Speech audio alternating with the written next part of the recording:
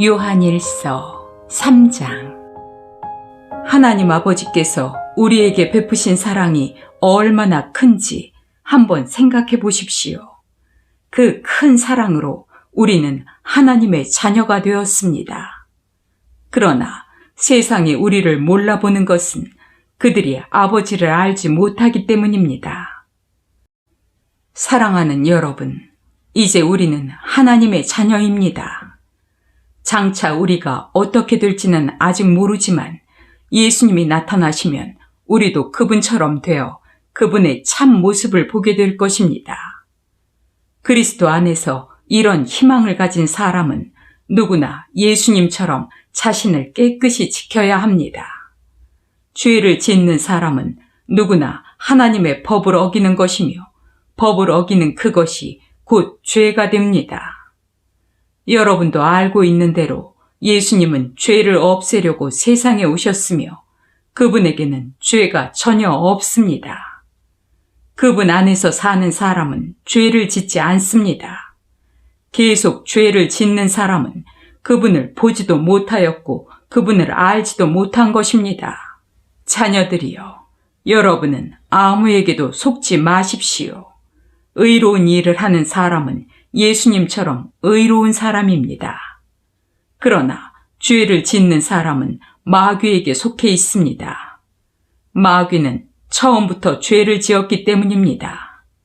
하나님의 아들이 나타나신 것은 바로 이 마귀의 일을 멸하기 위해서입니다. 하나님의 자녀들은 계속해서 죄를 짓지 않습니다. 이것은 하나님의 씨가 그 사람 속에 있기 때문입니다. 그는 하나님에게서 태어났으므로 계속 죄를 지을 수가 없는 것입니다.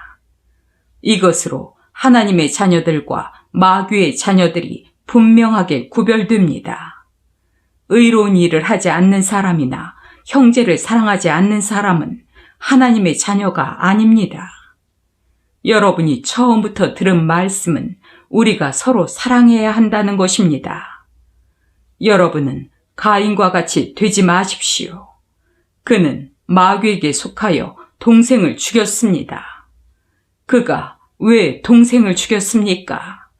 자기 행위는 악하고 동생의 행위는 의로웠기 때문입니다. 형제 여러분, 세상이 여러분을 미워하더라도 놀라지 마십시오. 우리는 형제를 사랑하기 때문에 죽음에서 벗어나 이미 영원한 생명을 소유하고 있다는 것을 압니다. 그러나 사랑하지 않는 사람은 죽음에 그대로 머물러 있습니다. 형제를 미워하는 사람은 누구나 살인자입니다. 살인자에게 영원한 생명이 없다는 것은 여러분도 알고 있는 일입니다. 예수님이 우리를 위해 스스로 목숨을 버리신 일로 우리는 사랑이 무엇인가를 알게 되었습니다. 그러므로 우리도 형제를 위해 목숨을 버리는 것이 마땅합니다. 많은 재산을 가지고 있으면서 가난한 형제를 보고도 도와주지 않는다면 어떻게 하나님을 사랑한다고 하겠습니까? 자녀들이여, 우리는 말로만 사랑하지 말고 행동으로 진실하게 사랑합시다. 그러면 우리가 진리에 속한 것을 알게 되고 하나님 앞에서도 마음을 편안하게 가질 수 있을 것입니다. 우리 마음도 우리를 책망할 경우가 있는데 우리 마음보다 크시고 우리의 모든 것을 다 아시는 하나님은 더욱 책망하시지 않겠습니까?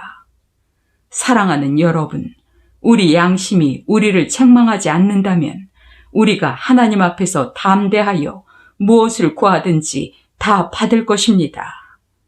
이것은 우리가 그분의 계명을 지키고 그분이 기뻐하시는 일을 하기 때문입니다. 우리가 하나님의 아들 예수 그리스도의 이름을 믿고 그리스도께서 명령하신 대로 서로 사랑하는 것이 바로 하나님의 계명을 지키는 것입니다. 하나님의 계명을 지키는 사람은 하나님 안에서 살고 하나님께서도 그 사람 안에 계십니다. 그러므로 우리는 하나님이 우리에게 주신 성령을 통해 그분이 우리 안에 계신다는 것을 알게 됩니다.